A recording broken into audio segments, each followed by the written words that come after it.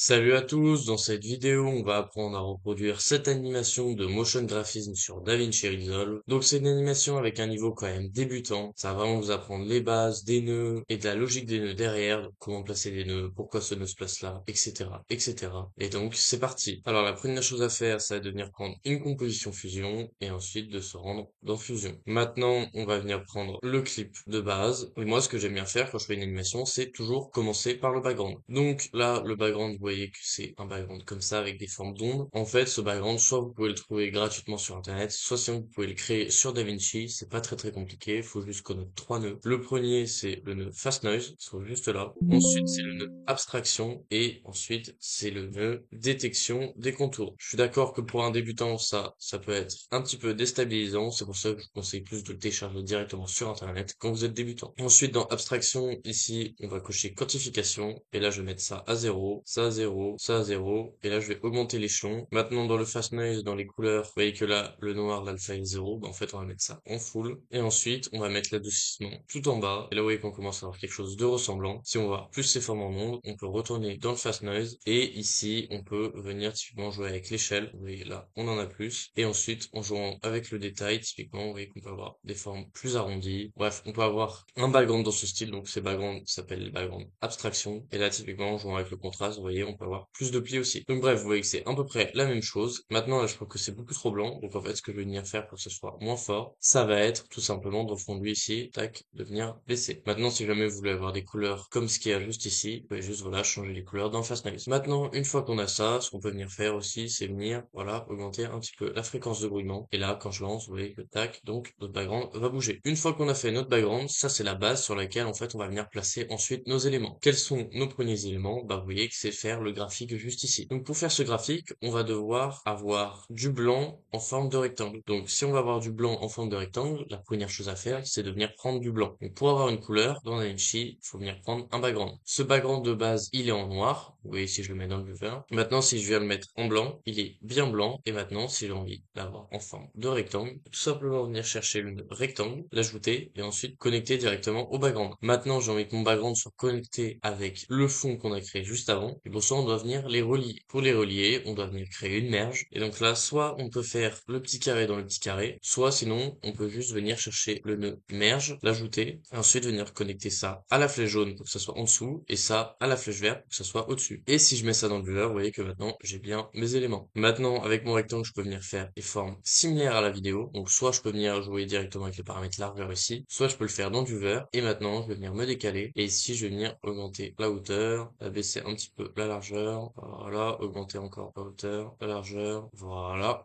Et maintenant, on va venir faire la deuxième barre. On va venir prendre ça encore une fois. On peut venir faire CTRL-C, CTRL-V au lieu de tout recréer. Comme ça nous fera gagner beaucoup de temps. Et maintenant, je vais venir changer l'angle. Donc, on va mettre un angle à moins 90. Voilà. Et maintenant, on va venir placer ça juste comme ça. Et là, venir augmenter, tac, la hauteur. Typiquement, je vais mettre à 2. C'est beaucoup trop grand, mais c'est pas grave. Parce que là, on peut venir rebaisser la taille et décaler ça sur le côté. Là, typiquement, on a notre graphique. Monter un petit peu là. Le mettre comme ça. Et donc là, c'est très bien. Ensuite, on va venir faire donc les barres jaunes. Pour faire les barres jaunes, c'est exactement la même logique. On a besoin de jaunes. Donc, on a besoin d'un background. Et ensuite, on a besoin d'un rectangle. On vient prendre ce background. On vient le mettre en jaune. Un petit tip, si on a envie d'avoir exactement la même couleur qu'elle là, on peut venir faire Pick Screen Color, mettre ça en jaune, faire OK. Et maintenant, on met ça dans le viewer. Et là, quand je mets ça encore une fois dans le viewer, ça prend tout l'écran. C'est normal. Faut venir prendre le rectangle aussi et venir masquer ça. Maintenant, vous voyez qu'on a bien la forme. Et donc, on va venir prendre ce rectangle. Et là, on va venir placer ça juste comme ceci. Ce qu'on peut venir faire aussi, c'est céder du viewer qui est juste là pour avoir la même taille de shape. Là, en l'occurrence, moi, je vais pas le faire. Mais d'ailleurs, si vous voulez avoir l'asset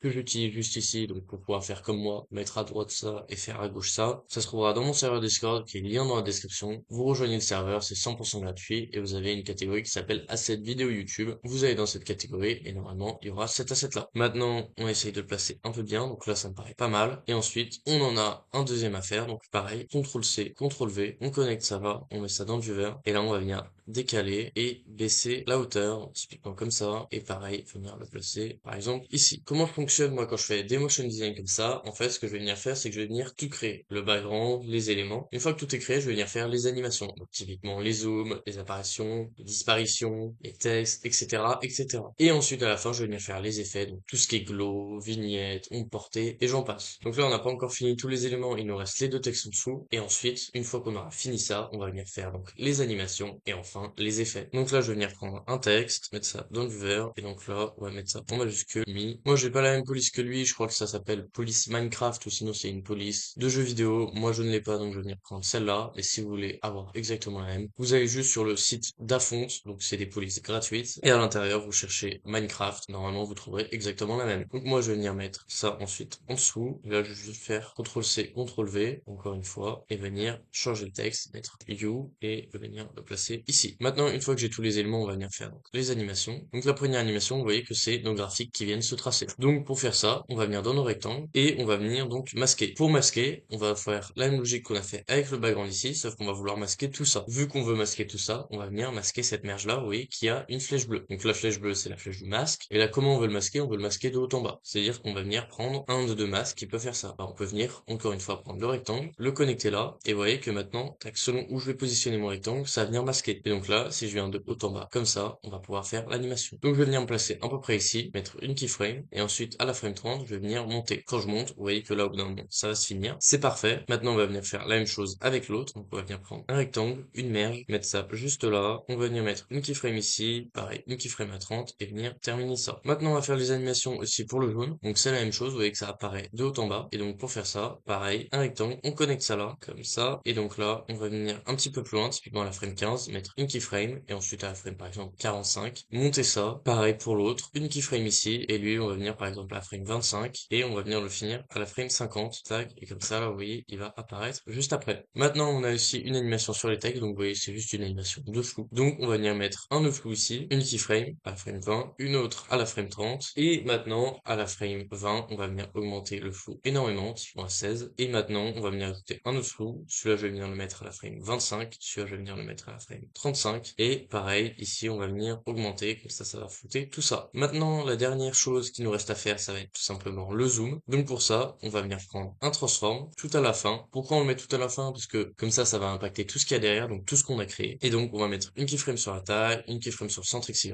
et ensuite on va venir à la frame 55, remettre une keyframe là, remettre une keyframe là, et donc à la frame 0, on veut que ça soit zoomé à peu près ici, et comme ça ensuite, tac, ça va venir se dézoomer. Maintenant vous voyez qu'en fait toutes les animations qu'on a faites ne sont pas bonnes et ne sont pas fluides. Pourquoi? C'est parce qu'en fait dès qu'on vient utiliser des keyframes, il faut venir faire deux choses. La première c'est venir mettre du spline, la deuxième c'est mettre du flou de mouvement. Donc pour ça, on va venir faire CTRL A, comme ça on va tout sélectionner, et ensuite on va aller dans le spline, on va cocher toutes les cases, et là ce qu'on va venir faire, vous voyez que ces courbes ne sont pas fluides, elles sont linéaires. Pour les rendre fluides, on va faire CTRL A encore une fois, et là Shift S. Maintenant on fait CTRL T, et on vient mettre typiquement du 80-60. Ensuite, une fois que ça c'est fait, on va venir mettre du flou de mouvement sur tous les nœuds qui ont du mouvement. Donc typiquement le transform juste ici, on met du flou de mouvement. Pareil, les rectangles, vous voyez, tac, on met du flou de mouvement. Et donc là, ça nous fait quelque chose comme ça, donc ça recule, et là, ça apparaît. Donc maintenant, on va venir mettre les effets. Donc on va venir mettre du glow un peu partout. Vous voyez que là, sur le jaune, il y en a, sur le blanc ici, sur le blanc ici. Et donc, on va juste venir prendre un soft glow, augmenter la taille. Vous voyez que là, on le voit. Et maintenant, faire CTRL-C, CTRL-V, CTRL-V, CTRL-V. Pareil sur le texte, CTRL-V, CTRL-V. Et maintenant, vous voyez que là, le glow pour le jaune est beaucoup trop fort. Donc je vais venir baisser le gain un tout petit peu. Vous voyez comme ça. Et pareil pour celui-là, il est un peu trop fort. Donc on va venir baisser. Selon les couleurs, le glow, il peut être plus ou moins fort. C'est pour ça que là, quand je l'ai mis sur le jaune, il était plus fort. Maintenant, tout à la fin, on va aussi venir ajouter une vignette. Juste là, on va augmenter la taille, l'anamorphisme et l'adoucissement. Et maintenant, on peut venir mettre notre media out. Maintenant, si vous voulez continuer de progresser plus vite et apprendre beaucoup plus de choses sur le motion design et le montage en général, et en moins de 3 mois avant mon niveau et pouvoir monétiser votre compétence, le meilleur moyen, c'est de rejoindre le serveur Discord qui se trouve dans la description de la vidéo. À l'intérieur de ce serveur Discord, vous trouverez une vidéo qui va vous expliquer les différents types d'abonnements, ce que contient le serveur Discord, et enfin des retours de membres. L'entrée du serveur Discord, bien évidemment, est gratuite, c'est uniquement l'abonnement qui va être payant. Maintenant, si vous n'êtes pas fan des abonnements, vous pouvez toujours vous rendre sur ma page Ko-fi qui se trouve elle aussi en description, où je vous rends mes masterclass en individuel à des prix très attractifs, 3 euros, 4 euros, 5 euros. J'ai même créé des packs typiquement 10 masterclass pour 10 euros. Et enfin, si vous voulez une expérience encore plus personnalisée, vous pouvez aussi répondre au formulaire qui se trouve dans la description pour réserver un coaching avec moi. Vous répondez à ce formulaire et ensuite je vous contacte. Et en tout cas, si vous vous avez aimé cette vidéo. N'hésitez pas à liker et vous abonner. À bientôt.